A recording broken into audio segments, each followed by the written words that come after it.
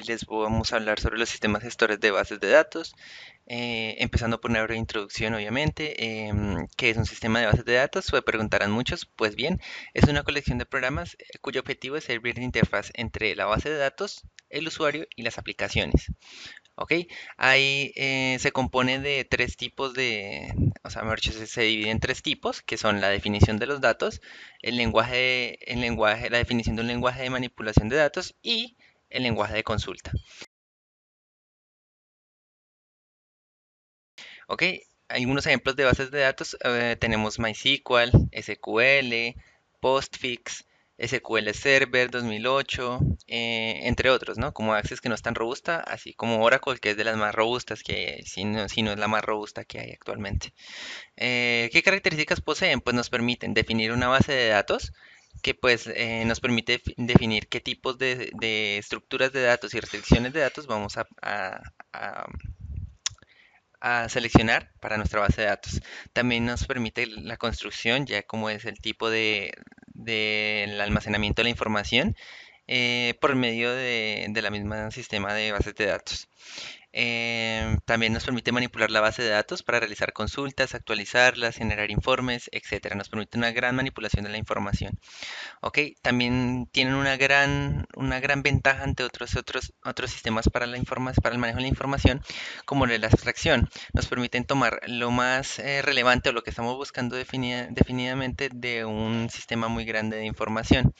Asimismo, también tienen una independencia, ¿sí? Entre ellas, lo que nos permite adquirir, o mejor dicho, consultar la información sin modificar el esquema de la base de datos, ¿sí? Nos permite tener acceso a la información y a las aplicaciones que se sirven de ella de manera muy sencilla, ¿sí? Por su misma independencia que tienen entre ellas. Tienen una redundancia mínima en la información, asimismo, si no es casi nula, ya que permiten almacenar, o sea, permiten adquirir la información mínima, ¿sí? Y nos permiten mirar solamente, o nos permite filtrar simplemente la información que ya tenemos para evitar que ya exista, que se creen otra información que ya exista, simplemente que no haya redundancia de esa misma información.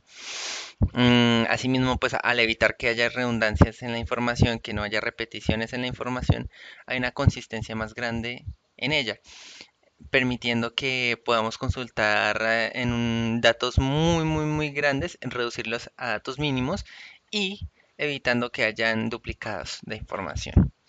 Tiene una gran seguridad, permite a los usuarios o a los que poseen una base de datos que su información no va a ser malintencionada, que no va a ser observada por gente externa a la que tiene permisos a entrar, ni ningún usuario despistado que pueda entrar a revisar esta información, ¿no? Se posee unos complejos sistemas de seguridad con permisos para los usuarios que solo permiten ingresar a las personas, obviamente, dueñas de la información, dueñas de la base de datos. También posee una gran integridad, sí, que permite adoptar medidas necesarias que garanticen la validez de los datos almacenados. Quiere decir que nos protegen la información y, pues nos permiten que no sea corrompida, o sea, que no se corrompa la información que esté almacenada allí.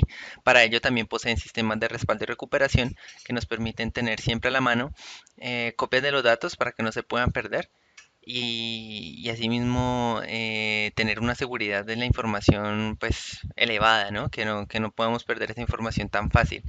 También tiene un control de concurrencia que obviamente el dueño de la base de datos puede otorgar permisos y puede observar quiénes son las personas que acceden a esta información simultáneamente y asimismo evitar inconsistencias en el manejo de estos datos.